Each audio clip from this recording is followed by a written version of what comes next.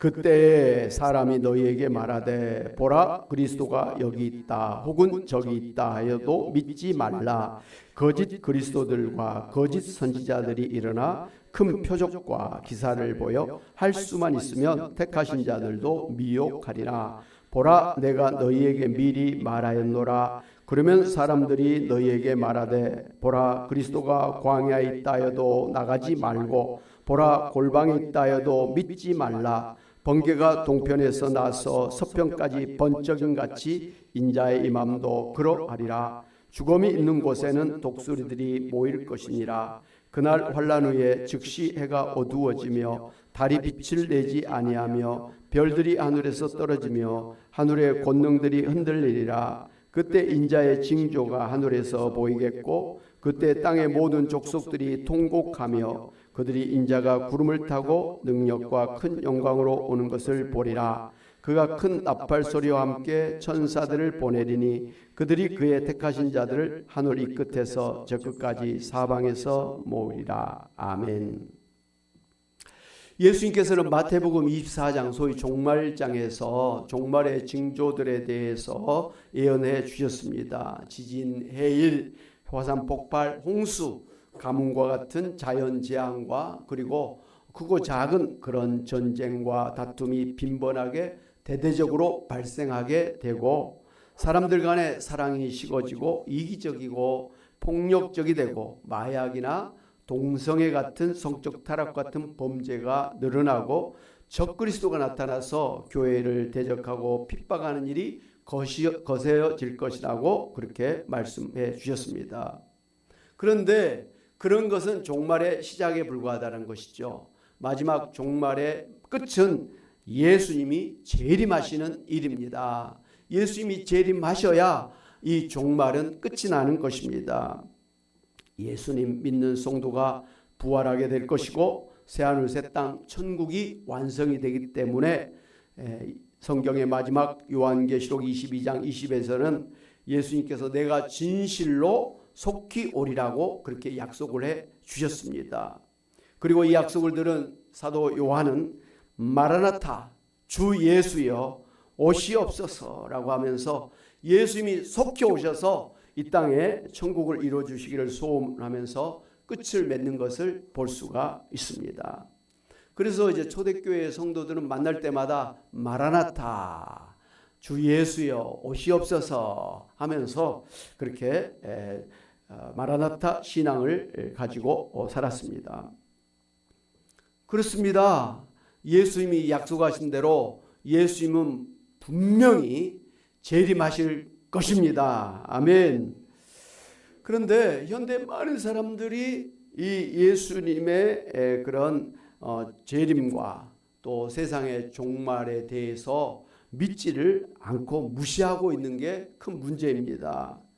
베드로후서 3장 3절 5절에 보면 말세에 조롱하는 자들이 와서 자기의 정욕을 따라 행하며 조롱하면서 주께서 강림하신다고 하는 약속이 어디 있느냐? 조상들이 잔 후부터 만물이 처음 창조될 때와 같이 그냥 있다고 하면서 예수님이 재림하실 것이라고 하는 하나님의 약속을 정면으로 부정하는 그런 이단들이 많이 일어났음을 볼 수가 있습니다. 그래서 예수님께서 세상 종말을 예언하시면서 마치 노아의 홍수 때처럼 마찬가지로 사람들에게 세상 종말이 오고 예수님이 재림하셔서 심판하실 것을 신약시대 내내 계속해서 경고하고 계시지만 세상 사람들은 세상의 삶에 바쁘게 살다가 멸망당할 것이라고 그렇게 말씀을 해 주셨습니다. 오늘은 예수님이 재림하실 때에 어떤 징조들이 나타나고 예수님 재림하실 때 어떤 모습으로 재림하시는지 그리고 재림하신 이후에 하실 일들이 무엇인가에 대해서 말씀을 드리고자 합니다. 먼저 예수님이 재림하시기 전에 예수님 재림의 징조들이 많이 나타납니다. 첫 번째로는 사단 마귀와의 영적 전쟁이 일어납니다. 특별히 적그리스도 사이비 이단 종교가 출현합니다. 마태복음 24장 4절 이하의 종말의 징조 중에서 가장 먼저 예수님께서 지적하신 부분이 바로 적그리스도가 여기저기서 출현해서 표적과 기사를 일으켜서 사람들을 미혹할 것이다 그랬습니다. 여러분, 우리나라의 이단들 교주들을 보면 나름대로 어떤 기적을 일으키는 그런 능력을 가지고 있습니다. 그 사람이 안수하면 병이 낫는다든지, 그 사람이 또 기도하면 뭐가 좀 잘 된다든지, 심지어 귀신을 불러내고 죽은 사람의 영혼을 초혼하기도 하고, 신기한 그런 일들을 합니다. 교회 다니던 분들이 무슨 그런 것을 본 적이 없잖아요. 그래서 이단의 교주가 그런 신비한 일들을 하면 그 마음이 뺏기게 되는 거예요. 뭔가 있다. 우리 교회 목사님은 이런 게 없는데 이 사람에게는 이런 신령한 일이 있네. 이렇게 하면서 거기에 이제 관심을 가지고 호기심을 가지면서 그렇게 빠져 들어가게 되는 것입니다. 그렇게 해서 많은 사람들이 미혹을 받는다. 예수님께서 그런 일이 있을 것이다, 미혹을 받게 할 것이다 라고 미리 경고를 해 주신 것이죠. 실제로 우리나라에 자칭 재림주라고 하는 이단들이 많이 있고, 또 그 이단의 교주들이 살아있는 사람들도 있습니다. 그러나 그런 모든 사람들은 철저하게 예수님을 부정하는 바로 적그리스도의 사람들인 것을 아시기 바랍니다. 예수님 재림의 징조로 또 우리가 살펴볼 수 있는 것은 세상의 왕들과 군인들이 연합해서 하나님을 대적하는 아마겟돈 전쟁이 일어날 것입니다. 계시록 16장 16절에 이렇게 예언했습니다. 같이 한번 보겠습니다. 시작. 새 영이 히브리어로 아마겟돈이라는 곳으로 왕들을 모으더라 그랬습니다. 그리고 계시록 20장 7절 이하의 말씀을 같이 한번 보겠습니다. 시작. 천년이 참해 사탄이 그 옥에서 놓여 나와서 땅의 사방 백성 곧 곡과 마곡을 미혹하고 모아 싸움을 붙이리니 그 수가 바다의 모래 같으리라. 그들이 지면에 널리 퍼져 성도들의 지인과 사랑하시는 성을 두루매 하늘에서 불이 내려와 그들을 태워버리고 또 그들을 미혹하는 마귀가 불과 유황 못에 던져지니 거기는 그 짐승과 거짓 선지자도 있어 세세토록 밤낮 괴로움을 받으리라. 아멘. 이렇게 마지막 때에는 신기한 일이 납니다. 세상의 왕들과 군인들이 다 하나가 돼가지고 하나님을 대적하는 전쟁을 일으킨다는 거예요. 생각할 수 없는 일이잖아요. 그런데 그런 전쟁이라는데 그것이 바로 아마겟돈 전쟁이라는 거예요. 이스라엘에 가면 사실 아마겟돈이라고 하는 그 평지가 있더라고요. 그래서 그곳에서 구약시대 전쟁이 막 일어났던 그런 건데, 마지막 때에도 세상의 군대와 하나님의 그 군대가 아마겟돈이라는 곳에서 전쟁을 일으킨다, 그렇게 예언을 하고 있습니다. 그런데 이 전쟁이 시작하자마자 하늘에서 불이 내려와서 그 세상의 왕들과 세상의 군대들을 초점 박살 내버리고 끝내버리는 그런 일이 일어날 것이다, 이렇게 예수님께서 말씀해 주신 것입니다. 그리고 그들을 다 불타는 지옥에 던져버릴 것이다. 그렇게 해서 세상의 모든 악한 세력들은 사단마귀와 함께 지옥불에 던져진다고 그렇게 말씀을 해주셨습니다. 할렐루야.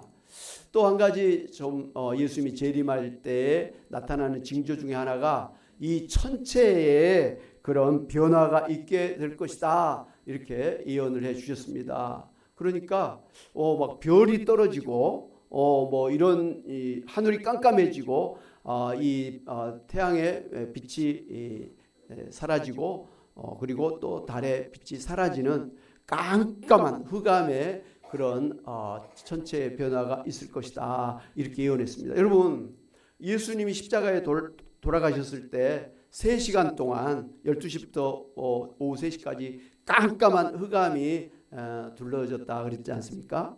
그러니까 그 깜깜함이 임하면 태양의 빛도 달의 빛도 다 가려버리는 것입니다. 이번에 그 산불 일어났을 때 대낮인데도 그 산불의 그 시커먼 연기 때문에 햇빛이 가려져 가지고 그 동네가 깜깜해졌다고 그러지 않습니까? 그 TV에 뉴스를 보니까 그 지역이 깜깜해 가지고 막 차들이 라이트를 켜고 막 가도 어디가 길인지 잘 모르는 그런 모습을 보았습니다. 그러니 뭐 온 천지가 다 깜깜해지면 얼마나 난리 법석이 일어나겠습니까? 그런데 그런 어떤 전체적인 사람이 한 번도 경험해 보지 못한, 생각할 수 없는, 어떻게 이런 일이 일어날까 그렇게 생각할 정도의 그런 흑암과 또 전체의 변화가 일어나게 되고, 뭐 이 별똥별이 확 떨어지는 것처럼 그렇게 하늘에서는 뭔가 별이 떨어지는 그런 일들이 일어날 것이다, 그렇게 말씀하셨습니다. 언제 일어난다고요? 예수님이 재림하기 전에 그런 이상한 그런 일들이 일어날 것이다, 이렇게 말씀해 주셨습니다. 그러니까 뭐 오늘이라도, 오늘 저녁이라도 뭐 하늘에서 갑자기 막 별이 떨어지고 막 깜깜해지고 그러면은 예수님이 오시는 거구나 생각하시면 됩니다. 아멘. 여러분 오늘 저녁이라도 그런 일이 일어나기를 바라십니까? 아니면 나중에 나 죽은 다음에 일어나기를 바랍니까? 예수님 오셔야 세상에 천국이 임하는데, 야, 이게 참 그러네요. 그렇다면 예수님이 이제 그런 징조들 후에 이제 재림하시게 되는데, 예수님 재림하시는 그 모습은 어떤 모습일까? 예수님이 재림하실 때 어떤 일이 일어날까 하는 것을 우리가 분명히 알아야 됩니다. 우리가 분명히 알아야 될 것은, 첫째로 예수님은 부활하신 몸으로 다시 오신다고 하는 사실이에요. 우리 교회 다니신 분들은 이건 뭐 전혀 의심을 하지 않습니다. 1도의 의심도 하지 않습니다. 그런데 이게 엄청나게 중요한 거예요. 사도행전 1장에서 신령한 몸으로 부활하신 예수님이 500여 명의 제자들이 지켜보는 가운데 이제 승천하셨던 모습처럼 예수님이 재림하실 때도 그 부활하신 육체를 입고 이 세상에 오신다라고 분명히 말씀해 주셨습니다. 여러분 사도행전 1장 11절 같이 한번 보겠습니다. 시작. 너희 가운데서 하늘로 올려지신 이 예수는 하늘로 가심을 본 그대로 오시리라 그랬습니다.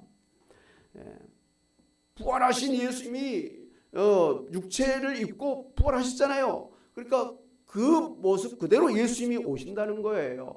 육체를 입고 예수님이 오신다라는 그런 뜻이에요. 아멘. 이 부분 여러분 기억하시기를 바랍니다.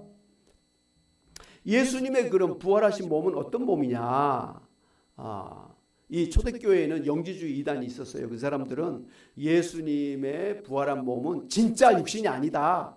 그냥 우리 눈에 육신으로 보일 뿐이지 예수님은 영이다, 뭐 이렇게 주장을 하는 영지주의 이단인데, 초대교회는 이 이단을 갖다가 교회에서 내쫓아라. 예수님은 육신으로 오셨고 육신으로 십자가 죽고 육신으로 부활하셨다. 그리고 육신으로 승천하셨고 육신으로 재림하신다. 육신으로 예수님이 이 세상에 임하심을 분명하게 가르치면서 예수님이 육신으로 부활하고 육신으로 승천하고 육신으로 재림할 것을 부정하는 그런 것은 이단이다 하면서 교회에서 내쫓아 버렸습니다. 그런데 초대교회에 있던 그 영지주의의 그 이단이 지금 이때까지도 고스란히 더 확장을 해갖고 지금까지도 그렇게 난리를 치고 있는 것을 볼 수가 있습니다.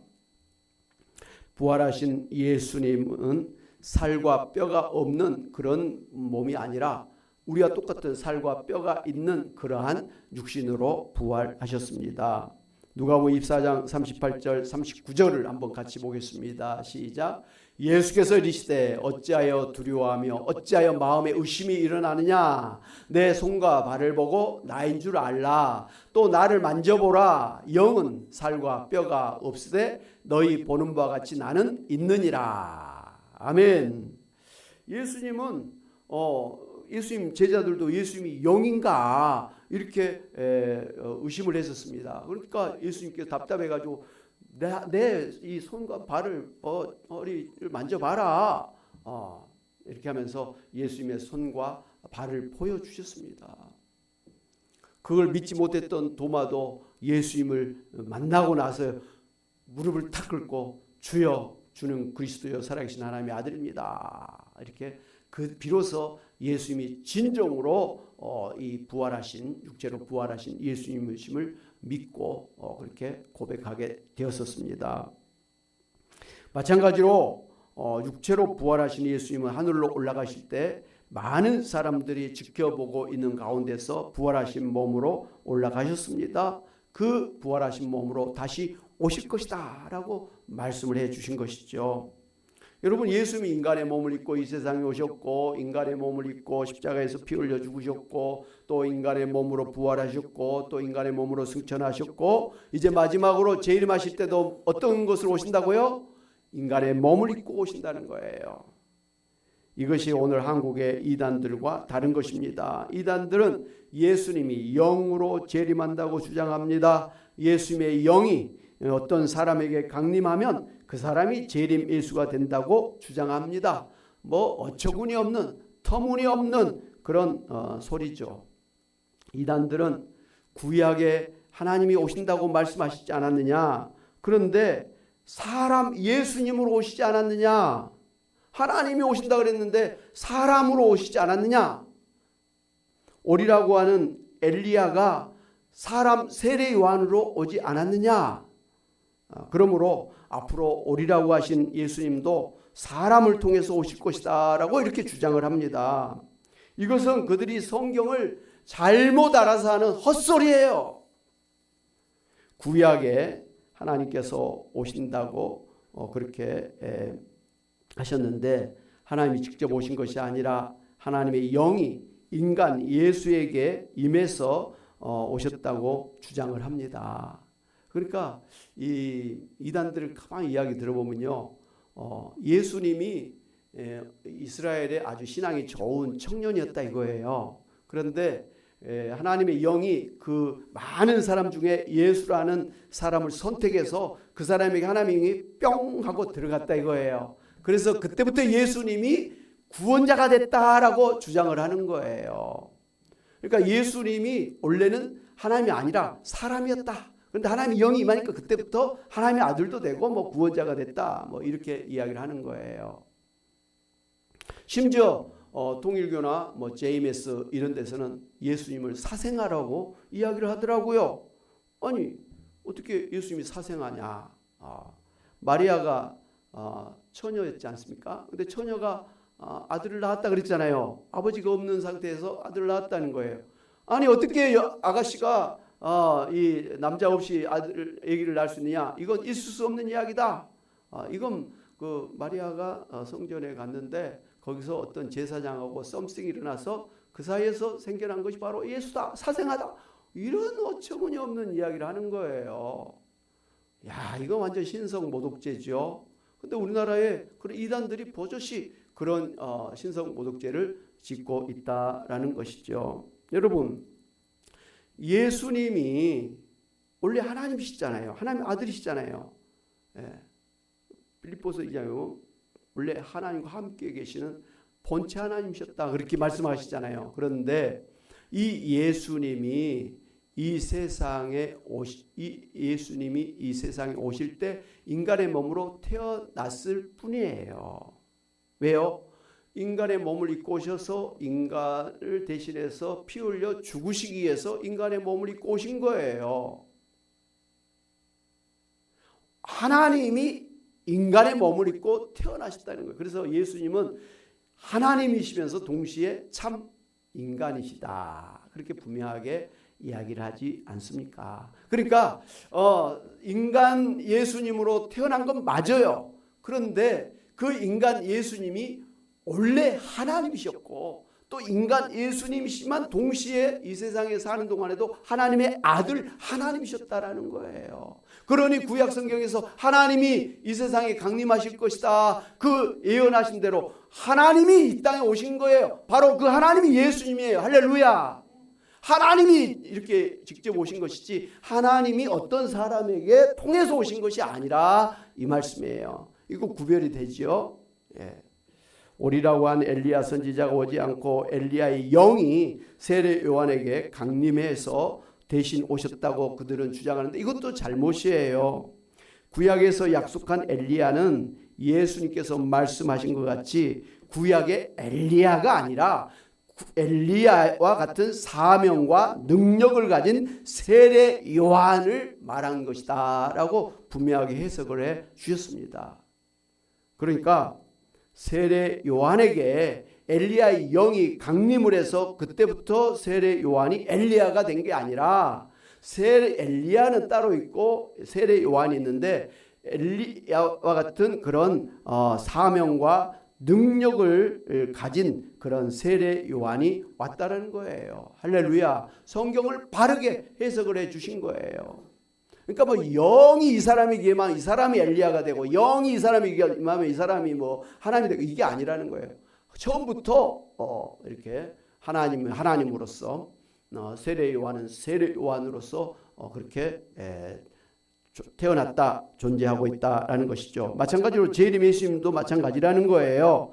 부활 승천하신 예수님이 직접 육신을 입고 다시 오시는 것입니다. 예수님의 영이 어떤 사람에게 임해가지고 그 사람이 재림 예수가 되는 게 아니에요. 우리나라의 그 이단들 보면 참 재미있어요. 그 예수님의 영이 문선명에 임하면 그 사람이 재림 예수가 돼. 문선명이가 죽으니까 그 사람의 또 그 사람에게서 나온 예수님이 또 뭐 JMS 정명세에게 임하니까 그 사람이 재림 예수가 됐다 그래. 또 그 영이 또 뭐 이만희에게 임하니까 이만희가 재림 예수가 됐다 그래. 또 이만희가 이제 곧 죽을 거 아닙니까? 그러면 또 그 이만희에게서 나온 또 예수님의 영이 누군가에게 또 가면 그 사람이 재림 예수가 된다는 거예요. 예수님이 이 사람에게 갔다가 이 사람이 갔다가 죽으면 또 저 사람이 갔다가 이 사람이 감옥에 가면 또 나왔고 이러고 있다는 거예요. 우리나라의 이단들이 다 지금 그렇게 주장하는 거예요. 웃기지요. 우리가 보면 너무 웃기고 말도 안 되는 소리인데 그 이단들은 진지하게 그걸 받아들이는 거예요.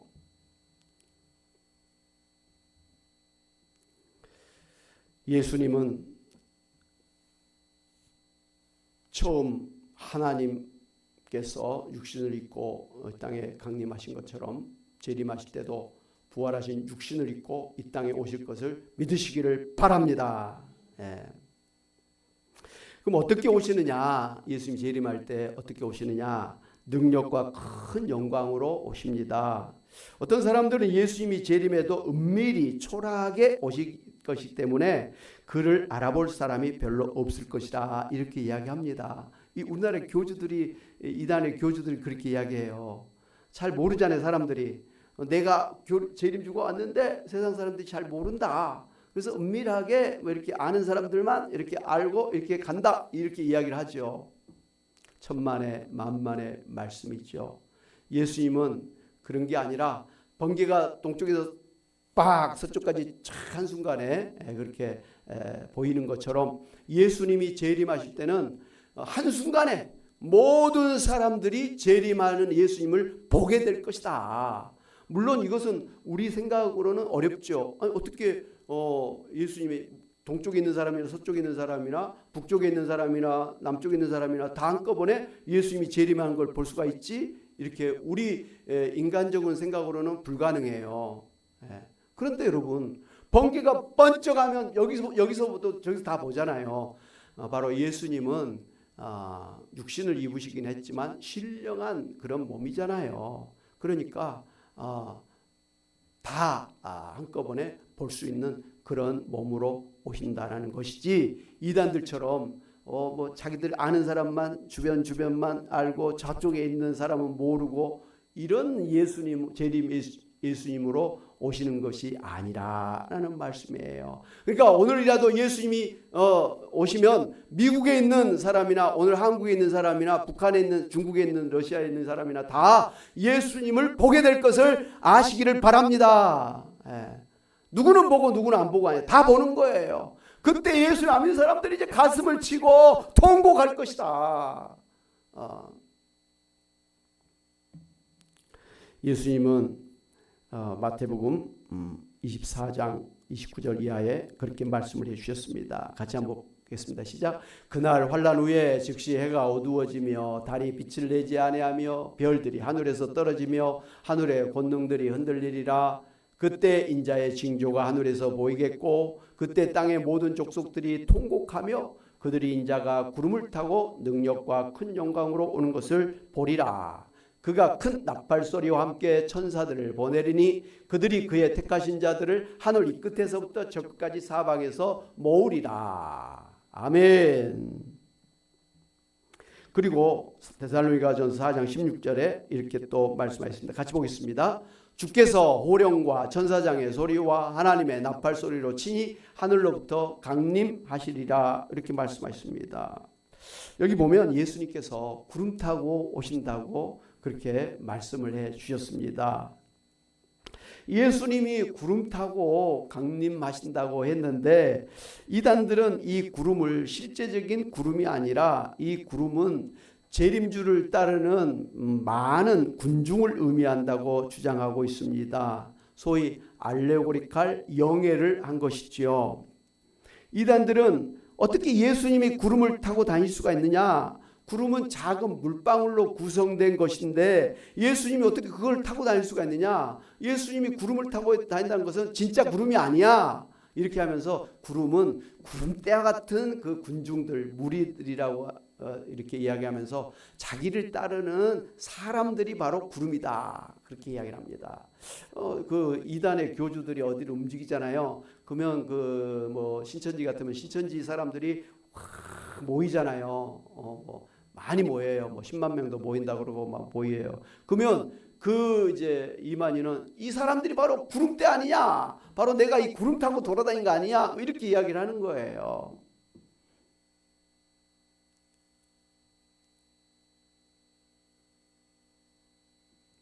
그런데 성경의 구름은 하나님의 임재의 상징이었고 위험 가운데 계신 하나님을 상징하는 징표였습니다. 이는 마치 구약시대의 광야에서 하나님께서 낮에는 구름기둥, 밤에는 불기둥으로 임재하고 계심을 나타낸 것과 같습니다. 그러니까 이제 40년 동안 이스라엘 백성들이 광야에 있었잖아요. 그때 하나님이 이스라엘 백성과 함께 하셨잖아요. 근데 하나님 안 보이시니까 사람들로 하여금 보이는 그런 구름기둥으로 낮에는, 밤에는 불기둥으로 그렇게 하셨습니다. 그러니까 구름기둥이 있고 밤에 불기둥이 있는 걸 보고 사람들이 하나님이 우리와 함께 하신다는 것을 믿었다라는 것이죠. 바로 이런 구름은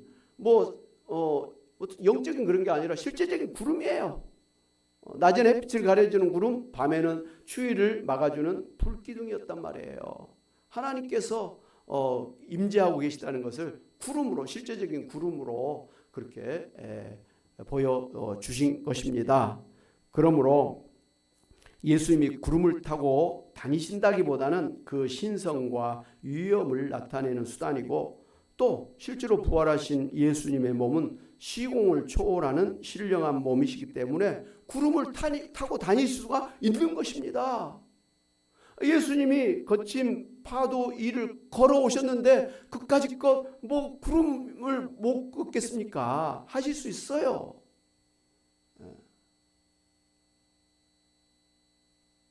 그렇다고 예수님이 항상 갈 때마다 구름을 타고 돌아다니시다는 뜻은 절대 아니에요.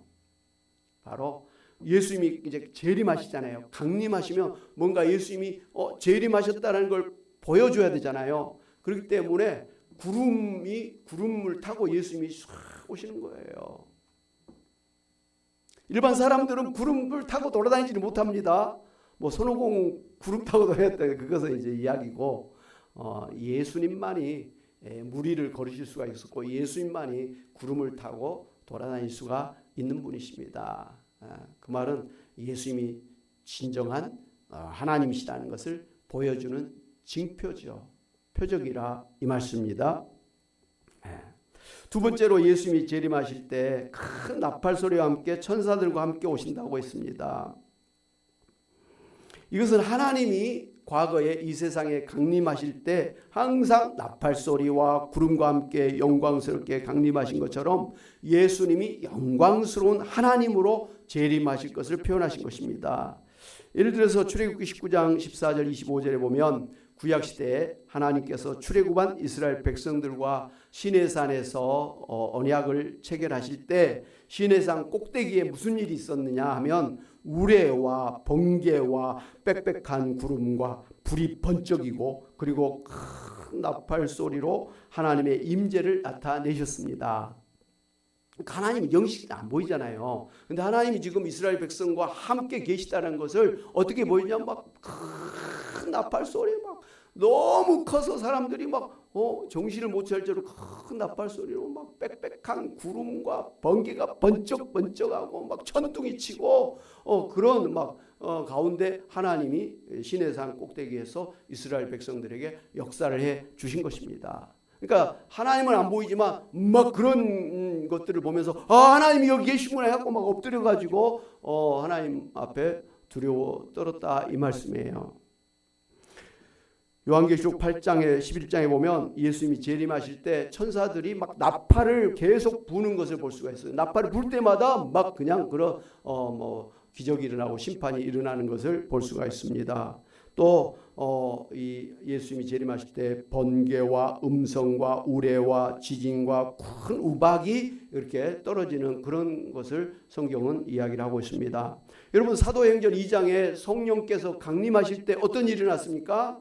바로 하늘로부터 급하고 강한 바람 같은 소리가 있었죠. 불의 혀같이 갈라지는 것들이 보였죠. 그리고 그곳에 있던 제자들이 여러 나라 그 방언을 막 이야기했지 않습니까? 그러니까 막 방언이 터지고 막 불이 보이고 바람 소리가 들린다 이거예요. 그러니까 하나님이 임하실 때는 이런 막 바람 막 이런 불 이런 게 막 있는 것입니다.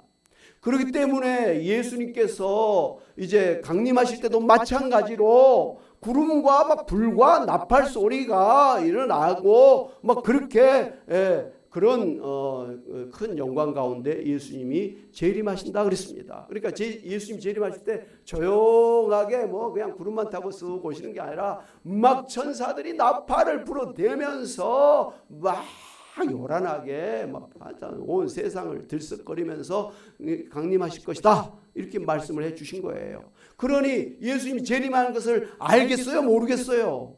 알지요. 그때 예수 믿는 사람은 할렐루야 하고 막 예수님을 맞이할 것이니만 그때 예수 안 믿는 사람들 이게 뭐야? 이게 뭐야? 이거 나는 어떻게 된 거야 이제?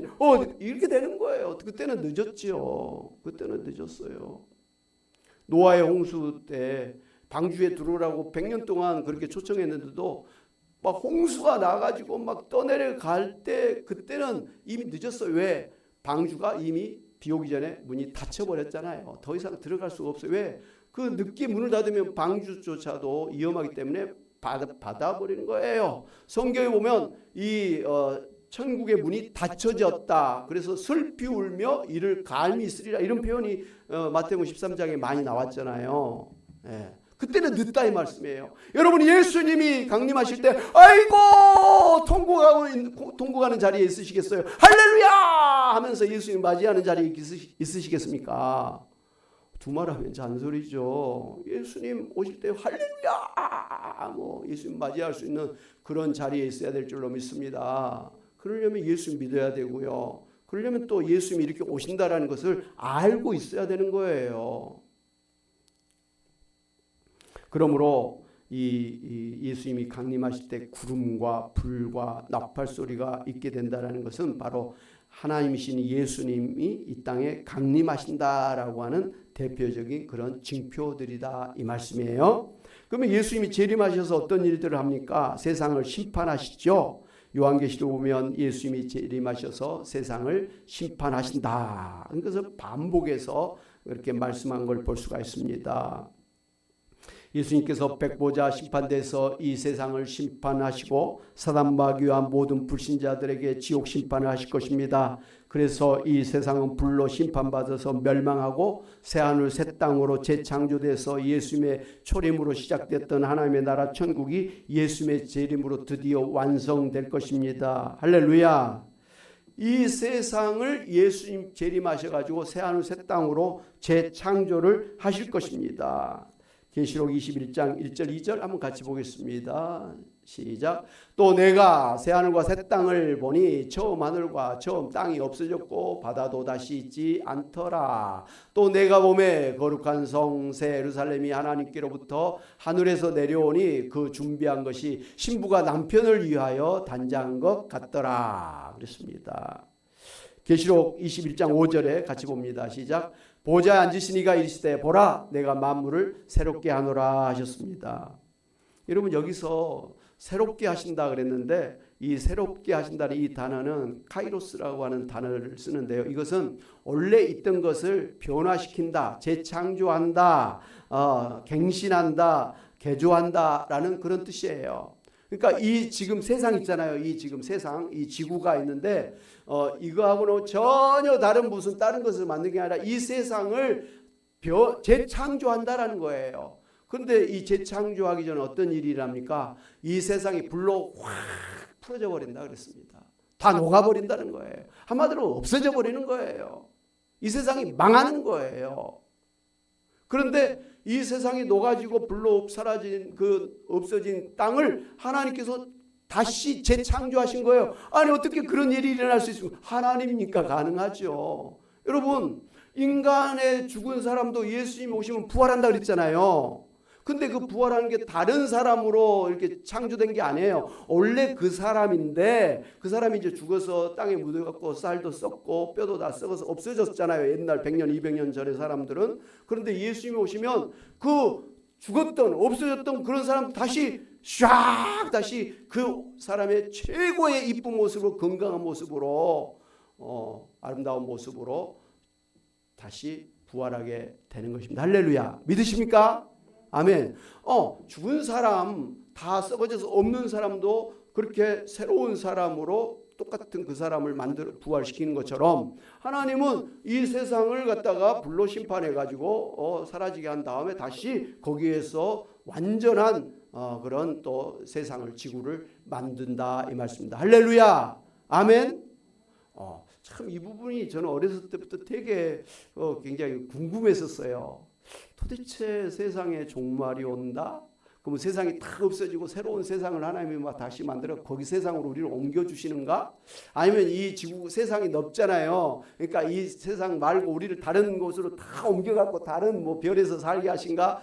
막 그런 생각도 많이 했었어요. 근데 이제 성경을 보면 볼수록 이 세상은 분명히 심판을 받아 소위 종말을 구합니다. 불에 확 없어져 버리는 거예요. 그런데 바로 그 없어진 지구를 다시 새롭게 만드신다라는 것으로 저는 이제 결론을 낸 거예요. 그게 바로 성경의 단어들 하나하나를 살펴보고 그러면은 새롭게 재창조를 하시는구나. 그러니까 없는 데서 새 것을 만든 걸 창조라 그러면 원래 있는 것을 새롭게 하는 걸 재창조, 갱신한다 이렇게 이야기를 하잖아요. 바로 우리도 갱신되어지는 거예요. 똑같은 사람인데 갱신되어지고 이 세상도 똑같은 세상인데 갱신되어지는 거예요. 재창조되는 것입니다. 할렐루야. 아멘. 베드로후서 3장 10절 13절에는 이렇게 이야기를 하죠. 같이 봅니다. 그러나 주의 날이 도둑같이 오리니 그날에는 하늘이 큰 소리로 떠나가고 물질이 뜨거운 불에 풀어지고 땅과 그 중에 있는 모든 일이 드러나리로다. 이 모든 것이 이렇게 풀어지리니 너희가 어떠한 사람이 되어야 마땅하냐? 거룩한 행실과 경건함으로 하나님의 날이 임하기를 바라보고 간절히 사모하라. 그날에 하늘이 불에 타서 풀어지고 물질이 뜨거운 불에 녹아지려니와 우리는 그의 약속대로 의가 있는 곳인 새하늘과 새 땅을 바라보도다. 할렐루야. 분명하게 성경은 타버린다. 그런데 하나님은 또 우리에게 새하늘 새 땅으로 재창조된 세상에서 또 부활한 몸으로 우리가 그곳에서 영원히 살게 하신다. 이렇게 말씀을 해 주셨습니다. 할렐루야. 아멘. 그러면 재림하시는 때가 언제냐라고 제자들이 묻죠. 그 보면 마태복음 24장 36절에 그러나 그날과 그때는 아무도 모르나니 하늘의 천사들도 아들도 모르고 오직 아버지만 아시느니라 그랬습니다. 그러니까 뭐 예수님이 분명하게 재림하시는데 사실 언제 재림하시는지 궁금하잖아요. 그런데 이단들은 대부분이 예수님이 재림하신 날은 몇 년, 몇 월, 며칠, 몇 시라고 크게 막 예언을 합니다. 지금까지 많은 이단들이 예수님의 재림하는 그 일시를 갖다가 예언했는데 다 틀렸어요. 다 틀렸어요. 왜 틀리죠? 아니 예수님도 모르는 그날을 무슨 사람들이 안다는 거죠. 그러니까 안다고 하는 게 그게 잘못된 거예요. 모르는 거예요. 예수님은 도적같이, 도적이 언제 올지 모르잖아요. 또 도둑놈들은 특별히 탁 지켜보고 있다가 다 사람들이 막 코를 들어오는 그들은 그걸 탁 하는 걸 보고 있다가 들어오는 거예요. 그러니까 모르죠. 도둑이 언제 올지 알았으면 몽둥이 들고 그냥 탁 지키고 있겠죠. 근데 모른다는 뜻이에요. 도둑같이 만다는 것은 언제 올지 모른다라는 말씀이죠. 그렇기 때문에 언제 오실지 모르니까 우리가 해야 될 일은 뭐죠? 항상 깨어 있어서 준비해야 된다는 것입니다. 사랑하는 여러분, 세상이 갈수록 종말을 향해서 나아가기 때문에 그럴수록 사단 마귀가 갈수록 성도와 교회들을 공격하게 됩니다. 그리고 마지막으로 사단 마귀가 하나님을 대적해서 아마겟돈 전쟁을 일으키기 때문에 오늘 교회와 성도가 이러한 영적 전쟁에서 이기기 위해서는 반드시 예수님이 속히 오셔서 이 모든 걸 물리치시고 또 약속하신 새하늘 새 땅 또 부활의 천국을 이루어 주실 것이라고 하는 마라나타 재림 신앙을 가지고 살아야만 되는 것입니다. 마치 춘향이가 이도령이 과거에 급제해서 돌아올 것을 믿고 기다렸기 때문에 변사토의 수청을 거부할 수가 있었고 수절할 수가 있었던 것처럼, 그리고 마침내 기다리던 이 도령이 와서 춘향이를 구원하고 행복한 해피엔딩을 가질 수 있었던 것처럼 오늘 우리도 예수님이 재림하셔서 우리를 이 모든 고난에서부터 구원해 주시고 부활과 천국을 누리게 해 주실 것을 믿고 소망을 가지고 마라나타 종말 신앙을 가지고 살아가시는 여러분 되시기를 주님의 이름으로 축원합니다. 아멘. 우리 말씀을 생각하면서 우리 찬양 같이 한번 하시죠. 찬송가 180장 하나님의 나팔 소리 천지진동할 때에 박수면서 한번 힘차게 하겠습니다. 하나님의 나팔 소리 천지진동할 때 예수 영광 중에 구름 타시고 아멘. 천사들을 새롭게 만드는 곳에 모여 구원받은 성도들 모여 아멘. 내 나팔 불 때 나의 이름 나팔 불 때 나의 이름 나팔 불 때 나의 이름 부를 때에 잔치 참여하겠네. 내 불안 속에 잠자는 자 그때 다시 일어나 영화로운 부활 승리 얻으리 아멘. 내 주가 택한 모든 성도들 다 올라가 공중에서 주의 얼굴 배우리 아멘.